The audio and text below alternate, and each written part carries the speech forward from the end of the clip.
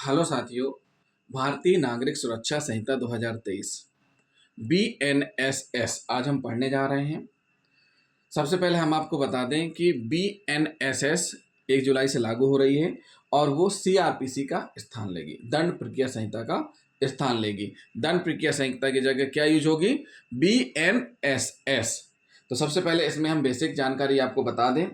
समाज को नियंत्रित करने वाले अभिकरणों में दंड विधि को अधिशासक महत्व का स्थान प्राप्त है और असामाजिक आचरणों से अपनी रक्षा के लिए समाज इसे एक डरावने अस्त्र के रूप में प्रयोग करता है। दंड की प्रक्रियात्मक विधि दंड विधि का एक अभिन्न अंग है और कोई दंड विधि केवल तभी प्रभावी हो सकती है जब उसकी प्रक्रियात्मक विधि को समुचित ढंग से लागू किया जाए। सीधी सी बात है, कब प्रभावी हो सकती है? जब उसको समुचित ढंग से लागू किया जाए। विधि आयोग ने भारतीय नागरिक सुरक्षा संहिता का महत्व दो प्रमुख प्रतिमूलों पर आधारित किया है। प्रथम यह कि BNSS अपराधों के निवारण और अपराधियों को दंडित करने वाली सबसे अच्छी विधियों को प्रवृत्त करने में सहायक होती है। क्या होती है? दंड करने में सबसे अच्छी विधियों में प्रवृत्त करने में सहायक होती है, क्योंकि यदि प्रक्रिया का निर्धारण नहीं किया जाता तो इन विधियों को लागू करने में जो व्यय और विलंब होता है और जो अनिश्चितता विद्यमान रहती है वह इन्हें अनुपयोगी और दमनकारी बना देगी। क्या वो कर देगी? अनुपयोगी और दमनकारी बना देगी। अन्वेषण और विचारण में विलंब का परिहार करने के लिए हर संभव प्रयत्न किया जाए, क्योंकि ऐसा विलंब न केवल संबंधित व्यक्ति के लिए अपहानिकारक होता है अपितु वह समाज के लिए भी हानिकारक होता है। परिहार किया जाए मतलब उसको खत्म किया जाए। तो इसके बाद दूसरा क्या है? दूसरा महत्व, किसी भी अन्य विधि की अपेक्षा BNSS से संबंधित विधि अनेक आवृत्तियों के साथ प्रयुक्त होती है और संख्या में बहुत अधिक व्यक्तियों को प्रभावित करती है। BNSS से संबंधित विधि का इस भावबोध के अंतर्गत भी बहुत अधिक महत्व है कि इसमें अन्य विधियों की अपेक्षा बहुत बड़ी मात्रा में मानव मूल अंतर्ग्रस्त है। BNSS भारतीय नागरिक सुरक्षा संहिता विधि वास्तव में कार्यवाही की विधि को कहते हैं। किसे कहते हैं? कार्यवाही की विधि को कहते हैं। इस विधि में उन नियमों का उल्लेख रहता है जिनके द्वारा न्यायालय सामने आए हुए वाद में यह निर्धारित करती है कि कोई व्यक्ति उन अधिकारों, कर्तव्यों और उत्तरदायित्वों को रखता है अथवा नहीं। साथ ही साथ यह विधि यह बताती है कि वे तथ्य किस प्रकार प्रमाणित किए जाएंगे। क्या बताती है? कि ये वे तथ्य किस प्रकार प्रमाणित किए जाएंगे। जितनी भी इन्वेस्टिगेशन एजेंसियां हैं, FIR इन्वेस्टिगेशन करने के बाद चालान न्यायालय में पेश करती है, वहां विचारण चलता है। सिविल मामलों के वाद न्यायालय में प्रस्तुत किए जाते हैं, अन्य वाद भी न्यायालय में प्रस्तुत किए जाते हैं। फैमिली कोर्ट से संबंधित चेक या अन्य जो भी रिलेटेड रहते हैं वो भी न्यायालय में पहुंचते हैं, उन पर भी सुनवाई होती है। जब सुनवाई चल रही होती है तो वो सुनवाई BNSS और BSA भारतीय साक्ष्य अधिनियम और भारतीय नागरिक सुरक्षा संहिता के अंतर्गत ही चलती है, प्रक्रियात्मक रूप से चलती रहती। इन्हीं के आधार पर डिसाइडेशन होता है, इन्हीं के आधार पर निर्णय होता है। तो साथियों, ये क्या हो गया? एक बेसिक जानकारी भारतीय नागरिक सुरक्षा संहिता की। तो हम आपको बता दें कि भारतीय नागरिक सुरक्षा संहिता विधि वास्तव में कार्रवाई की विधि को कहते हैं। इस विधि में उन नियमों का उल्लेख रहता है जिनके द्वारा न्यायालय सामने आए हुए वाद में यह निर्धारित करती है कि कोई व्यक्ति उन अधिकारों, कर्तव्यों और उत्तरदायित्वों को रखता है अथवा नहीं। साथ ही साथ यह विधि यह बताती है कि वे तथ्य किस प्रकार प्रमाणित किए जाएं। तो ये क्या हो गई? बेसिक जानकारी। अब हम पढ़ेंगे साथ ही में BNSS भारतीय नागरिक संहिता की धारा 1 जो कि विस्तार से संबंधित है। इस अधिनियम का संक्षिप्त नाम भारतीय नागरिक सुरक्षा संहिता 2023 है।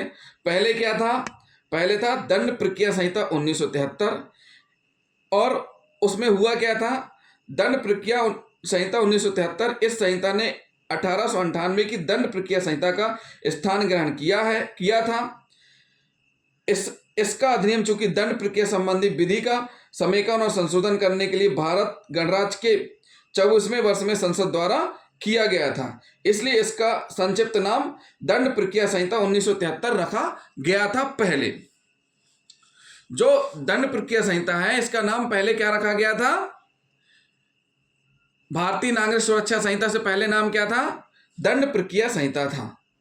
साथियों, इसमें एक चीज और हम आपको बता दें कि जब ये सीआरपीसी बनी उसके पहले कितनी धाराएं थी? 565 धाराएं थी, 5 अनुसूचियां, 46 अध्याय थे। जब सीआरपीसी बनी तो 484 धाराएं हो गई, 2 अनुसूचियां, 37 अध्याय हो गई। लेकिन अब 2023 में भारतीय नागरिक सुरक्षा संहिता BNSS बनी है, उसमें 531 धाराएं हैं और 39 अध्याय हैं। 531 धाराएं हैं और 39 अध्याय हैं। साथियों, हम आपको बता दें इस धारा का विस्तार कहाँ कहाँ रहेगा? विस्तार के अन्य क्षेत्र। विस्तार में हम आपको बता दें इस संहिता का विस्तार भारत के ऐसे अन्य राज्य क्षेत्र तक भी विस्तृत हो सकेगा जो भविष्य में अर्जित किए जाएं। नागालैंड राज्य जनजातीय क्षेत्रों में अभिभावी सामाजिक स्थितियों को ध्यान में रखते हुए फिलहाल इन क्षेत्रों तक BNSS के अध्याय 9, 11, 12 से संबंधित उपबंधों से भिन्न उपबंध लागू नहीं होंगे, किंतु संबंधित राज्य सरकार अधिसूचना द्वारा ऐसे उपबंधों या उनमें से किसी को लागू कर सकती है। इन क्षेत्रों में दांडिक न्याय प्रशासन के अपने सरल नियम विद्यमान हैं और इन्हीं नियमों के अनुसार यहाँ का दांडिक न्याय प्रशासन कार्य करता है। विस्तार के अन्य क्षेत्र कौन कौन से हैं? आकाश, वायुयान, सागर क्षेत्र, पोत, भारतीय दूत मंडल, मिशन के भवन। तो सबसे पहले आकाश। भारतीय राज क्षेत्र के ऊपर का आकाश उस ऊंचाई तक भारत क्षेत्र में आता है जहां तक वह उस पर अपना नियंत्रण स्थापित कर सकता है। अतः ऊपर आकाश में होने वाले अपराधों पर भी BNSS प्रवृत्त होती है। वायुयान। भारतीय राज क्षेत्र की सीमा में वायुयान भी सम्मिलित है जो भारत से परे किसी अन्य राष्ट्र के राज्य क्षेत्र में रुके हैं, परंतु यह तब जब ऐसे वायुयान भारत में पंजीकृत हों। सागर क्षेत्र। राज्य क्षेत्रीय सागर खंड, महाद्वीपीय मग्न तट भूमि, अनन्य आर्थिक क्षेत्र और अन्य सामुद्रिक क्षेत्र। अधिनियम 2023 के अनुसार BNSS भारतीय नागरिक सुरक्षा संहिता के अनुसार सागर तट से लगा हुआ 12 मील तक का समुद्री क्षेत्र भारत के राज्य में आता है और इस क्षेत्र तक भारतीय नागरिक सुरक्षा संहिता लागू होती है। पोत। किसी राष्ट्र के राज्य क्षेत्र में उस राज्य के पोत भी सम्मिलित हैं। अंतर्राष्ट्रीय विधि का यह सिद्धांत है कि पोत चाहे वे सरकारी हो अथवा प्राइवेट, उस राष्ट्र की प्रादेशिकता के अंग होते हैं जिसका ध्वज भी लगाए होते हैं और वह राष्ट्र उस पोत पर किए गए किसी अपराध के लिए संज्ञान स्वीकार कर सकता है। भारतीय दूत मंडल। विदेशों में स्थित भारतीय दूत मंडल के भवन भी भारत के राज्य क्षेत्र में आते हैं। ऐसे क्षेत्र में किए गए अपराधों के अन्वेषण, जांच और विचारण के लिए BNSS उपबंध प्रवृत्त किए जाते हैं। तो साथियों, ये क्या हो गई? भारतीय नागरिक सुरक्षा संहिता की बेसिक जानकारी और साथ में धारा 1 हमने आपको बता दी। तो जिन साथियों ने अभी तक हमारा चैनल सब्सक्राइब नहीं किया है तो हमारे चैनल को सब्सक्राइब जरूर कर लें। साथ ही साथ अधिक से अधिक वीडियो को शेयर करें और बेल आइकन बटन दबाना ना भूलें। लाइक भी करें, साथ ही साथ कमेंट भी करते जाएं। थैंक यू दोस्तों।